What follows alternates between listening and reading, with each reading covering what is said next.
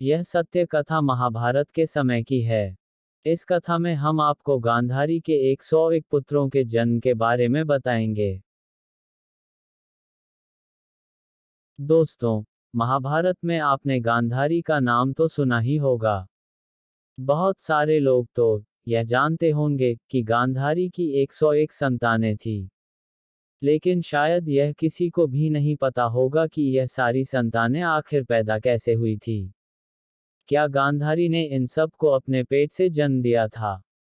आइए सुनते हैं महाभारत की इस कथा को। गांधारी का विवाह हस्तिनापुर के महाराज धृतराष्ट्र से हुआ था।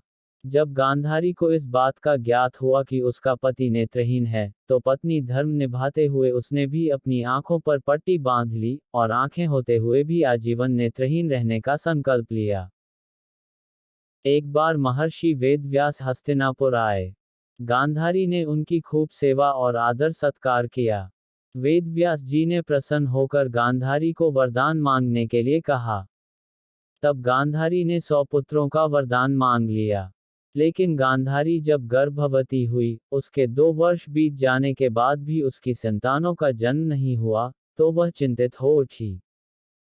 एक दिन क्रोध में आकर उसने अपने गर्भ को गिरा दिया। लेकिन योग दृष्टि से तुरंत ही इस बात की जानकारी महर्षि वेदव्यास जी को हो गई और वह तुरंत ही हस्तिनापुर पहुंच गए। उन्होंने गांधारी को आदेश दिया कि वह 100 कुंडों में घी भरकर रख दे। महर्षि वेदव्यास जी की आज्ञा के अनुसार गांधारी ने ठीक वैसा ही किया। बाद में उन्होंने गांधारी के उसके गर्भ से निकले उस मांसपिंड पर जल छिड़का। उस मांसपिंड के 101 टुकड़े हो गए। वेदव्यास जी ने गांधारी से उन टुकड़ों को मिट्टी के घड़ों में डालने के लिए कहा, और साथ ही यह भी आज्ञा दी कि वह 2 वर्ष के बाद ही इन सबको खोले। ठीक 2 वर्षों के पश्चात उन घड़ों में से गांधारी के 101 पुत्रों का जन्म हुआ। सबसे पहले दुर्योधन, और फिर उसके बाकी 99 भाइयों का और एक बहन का जन्म हुआ। यह 100 भाई कौरवों के नाम से जाने जाते हैं।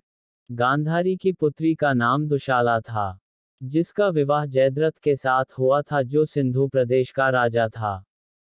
तो दोस्तों, अब आप समझ गए होंगे कि गांधारी ने इन सब को अपने पेट से जन्म नहीं दिया था। अगर यह सत्य कथा आपको पसंद आई हो तो कृपया लाइक और सब्सक्राइब अवश्य कर दें, ताकि हमें मोटिवेशन मिलता रहे और हम आपके लिए और कहानियां लेकर आएं।